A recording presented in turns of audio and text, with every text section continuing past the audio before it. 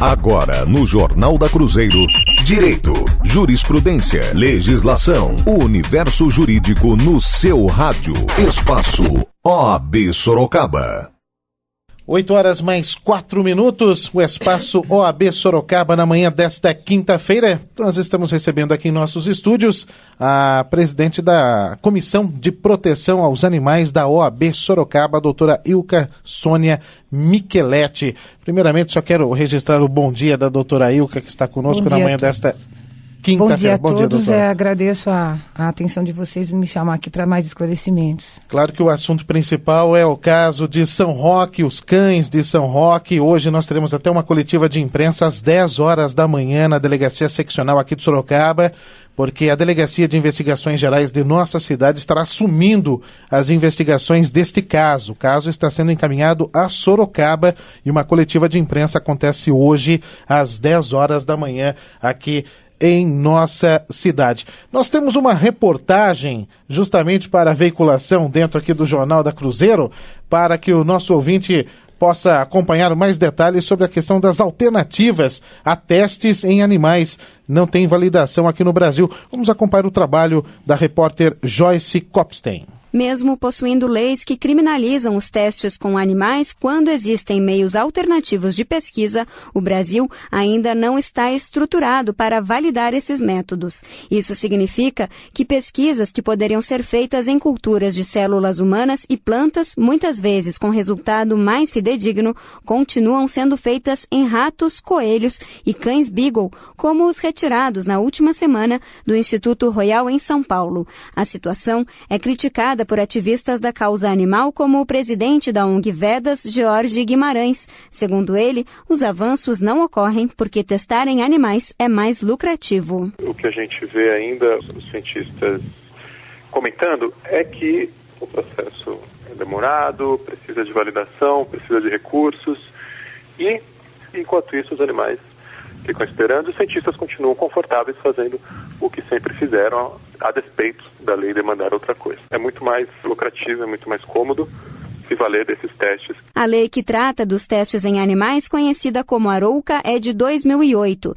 Em 2012, o governo criou o Centro Brasileiro de Validação de Métodos Alternativos para recomendar meios substitutivos às pesquisas. Mas o processo de validação a ser utilizado no Brasil ainda precisa ser homologado pelo Conselho Nacional de Controle de Experimentação Animal, ligado ao Ministério da Ciência e Tecnologia. Segundo o coordenador do Conselho, Marcelo Morales, o processo é demorado porque as discussões são complexas e envolvem diversos órgãos do governo. Tem um método alternativo muito utilizado, que é a pele artificial humana, que serve para o teste de imitabilidade de produtos cosméticos e outros produtos. Derivados de seres humanos não podem ser comercializados no Brasil. O Centro Brasileiro de Métodos Alternativos tem que se reunir e discutir no âmbito do Ministério da Saúde, da Anvisa, com as questões legais, o que pode e não pode ser feito. A questão não é tão simples. Na terça-feira, a Câmara criou uma comissão externa para investigar denúncias de maus tratos em animais envolvendo o Instituto Royal. Enquanto isso, tramitam no Congresso projetos para restringir o uso de animais em pesquisas e proibi-lo em instituições de ensino. De Brasília, Joyce Kopstein. 8h08, doutora Ilka Sônia Micheletti aqui conosco, que é presidente da Comissão de Proteção aos Animais da OAB Sorocaba, e também conosco a doutora Sabrina Camargo Ferraz, que também é integrante desta comissão. Bom dia, doutora Sabrina, obrigado pela presença aqui nos estúdios. Bom dia, obrigada a todos.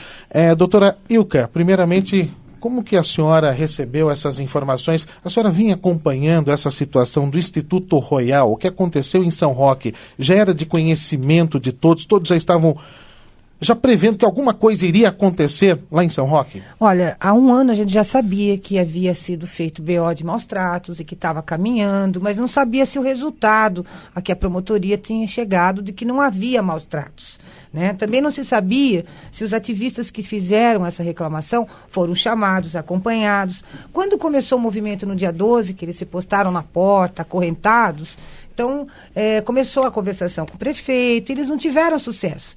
tentaram de todas as maneiras conversar até aquele dia fatídico que não se aguardava acontecesse isso, mas foi um caso fortuito do momento. Mas sabíamos sim que estava acontecendo e a gente acompanhou sim. Estivemos lá por várias vezes dando apoio e pedindo para que não fizesse nada. Vamos tentar na palavra, na conversação, mas aquela madrugada não teve jeito, né? Essa medida da invasão é a parte grave de toda essa questão, porque todo mundo, claro, defendendo a questão dos animais, mas a invasão em si, foram cenas realmente que trouxeram aí um certo desgaste a esses manifestantes pelo ato da invasão, invadir o local, né? A invasão não pode ser pactuada, esse tipo de situação, mas eu classifico que estamos no começo das investigações, há muito a andar. É bom mesmo que a delegacia investigue, porque eu acho que é uma via dupla, né, de duas mãos. Porque à medida que ela vai avançando na investigação, as provas vão vindo, né? E há milhões de provas que não era pensado isso, era um movimento pacífico, queria se conversar, queria entrar, visitar, os protetores queriam ver, estavam ali veterinários, biólogos, todos ativistas que queriam conversar e não foi possível. Quando veio a notícia de um funcionário lá de dentro, que já estava passando por via celular, durante todos esses dias o que acontecia lá dentro, esse funcionário talvez, né, numa situação interna dele, ética dele, não concordava com o que via, e quando ele anunciou que 12 animais já tinham sido executados, não tinha mais jeito, estava havendo morte. Um crime ambiental clássico, né? Então foi que aconteceu essa chamada invasão, que eu considero que foi uma desobediência civil, tá? Uma desobediência civil, talvez futuramente, durante o processo, vá se chegar a uma justificação a defesa do meio ambiente, a defesa de uma vida, porque animal é vida também, tem os mesmos direitos, né? Mas vamos deixar caminhar. Mas eu acho que é muito cedo ainda para fazer conjecturas. Olha, vai responder por isso. Está aqui a Sabrina, que é minha criminalista, vai responder por isso, por aquilo, vai ter perdão. Perdão é na sentença, não é agora. Se você comete um crime e entrega o produto do furto, você não perde o crime existiu, né? Então vai ter que se caminhar. Mas eu creio que os ativistas foram movidos realmente pelo coração, pela situação do momento. Antes da pergunta aqui do Pedro Guerra, nosso comentarista, a doutora Sabrina, que também esteve acompanhando o caso de perto, acompanhando toda essa manifestação, 2 pontos que estão sendo discutidos nas redes sociais. Claro que a primeira questão do envolvimento desses animais, maus tratos, e depois, na sequência, após o resgate, as pessoas, eu estou doando um beagle, eu traga para minha casa, existe numa clínica veterinária, enfim. Mas quem está com esses animais está cometendo um crime também. Então a gente vê uma ampla discussão, uma onda de boataria, cada um com uma versão diferente uma da outra, enfim. Quem está tentando ajudar de alguma maneira, eu quero ficar com esse cão, com esses cães, também está cometendo um crime, doutora Sabrina? Bom, na verdade, eu gostaria até de complementar o que a doutora Ilka falou. Eu estive presente nos dias acompanhando como comissão, tentando evitar toda aquela calamidade que se chegou, mas a gente, verificando uma ausência total do Estado, ocorreu o que ocorreu.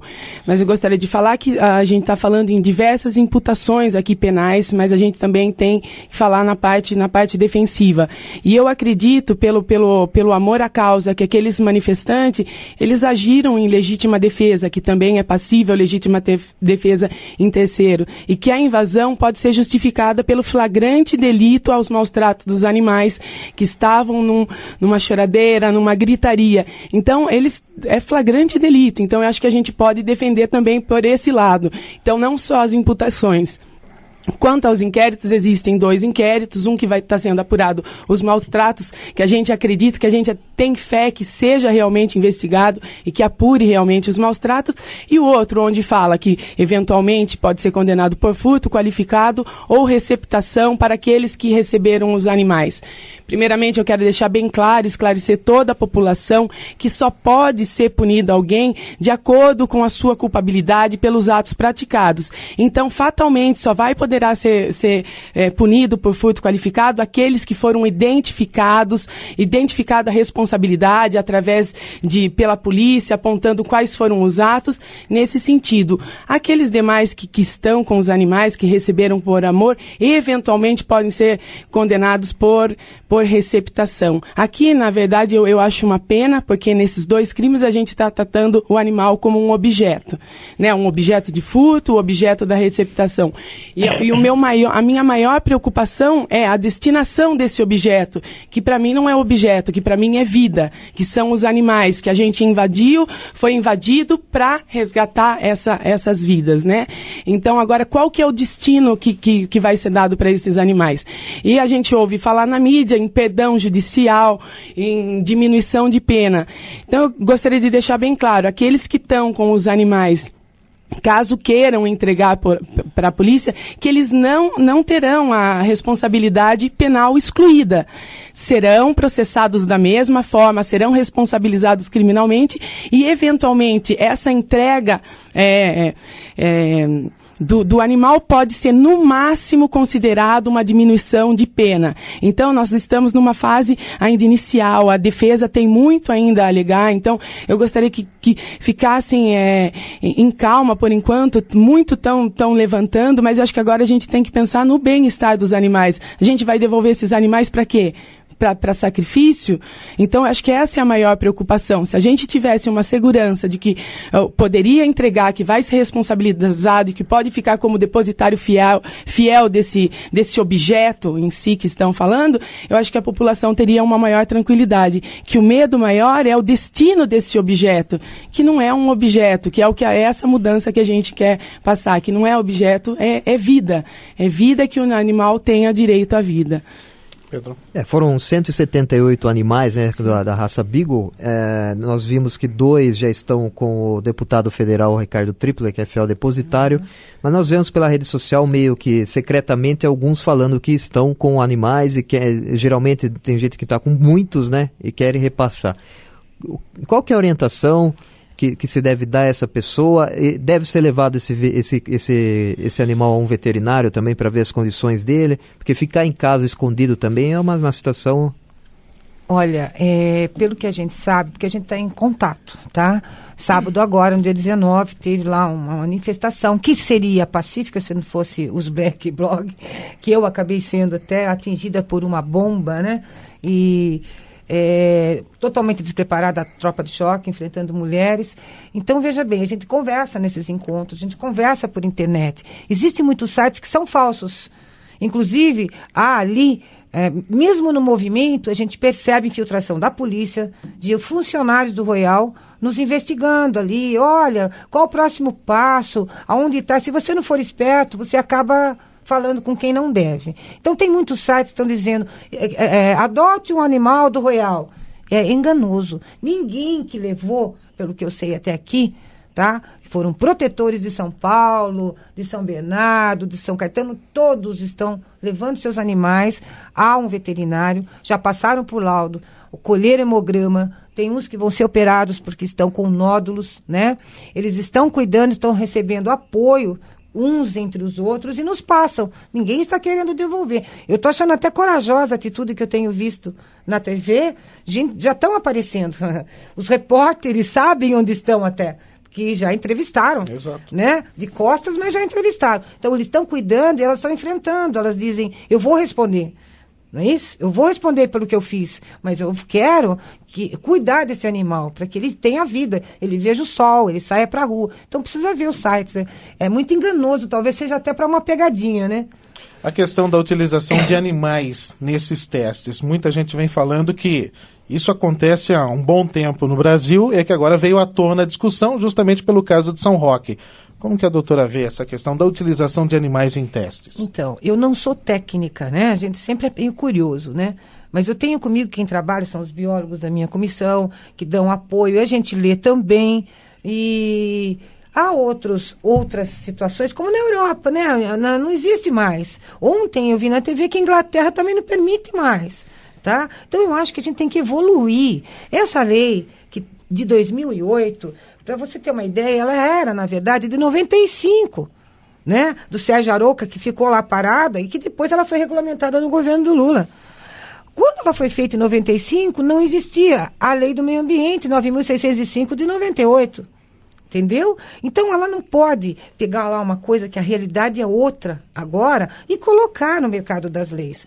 A gente sabe que não é só o Royal, tem muitos outros laboratórios. Foi um levante agora para que as autoridades passem a pensar nisso. O ordenamento jurídico, ele se fixa por essas lutas. Foi assim desde a escravidão, né? Com o negro, agora com a homossexual. Então, essas lutas, elas não são rebeldias, elas são a acomodação do direito, né? Das nossas normas jurídicas. Mesmo a lei de 2008, ela tem um parágrafo lá que ela impede maus tratos, a dor na pesquisa, que não é o que está aparecendo, que existia no Royal. Porque antes disso tudo acontecer, você entrava no site do próprio Royal e você encontrava lá propagandas, o que eles faziam, consegui pegar alguns documentos. No dia seguinte, foi tudo apagado. Então, a gente vê aqui, a área de especialidade dele começa assim, agrotóxico, cosmético, preservação de madeira, alimentos, aditivo de ração, produtos sanitários, produtos químicos, e aí embaixo, tá? Produtos farmacológicos.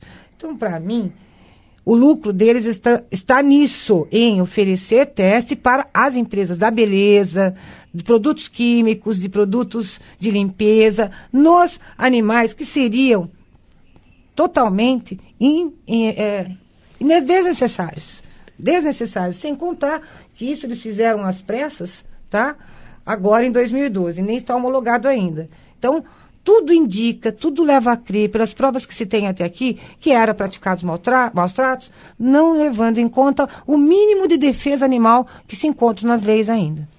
A pessoa que recebeu esse animal que está na sua casa, para ele ser o fiel depositário, o que ele deve fazer? Qual que é a orientação nesse caso? Na verdade, aí é que está a problemática. Ontem eu acompanhei uma entrevista do delegado Dr. Carriel, ele falando dessa possibilidade de ser o depositário fiel. Só que eu acho que teria que estar bem esclarecido, existe essa possibilidade quando você tem um objeto em furtos outros, para você ser o depositário fiel quando existe uma dúvida, mas o que a população precisa ter é claro que realmente vai estar apresentando e que vai ficar como depositário fiel daquele animal, porque o medo é que você chegue até para prestar as declarações, que você comunique que você está com o animal, que o animal seja apreendido e devolvido para o Royal para destino incerto. Então, o maior medo da população é o destino desses animais, porque toda essa luta foi para salvar a vida desses animais. Então, se esses animais, ao final, tiverem a vida ceifada, de nada valerá, né? Então, eu acho que a orientação, por enquanto, tá muito difícil nesse cenário.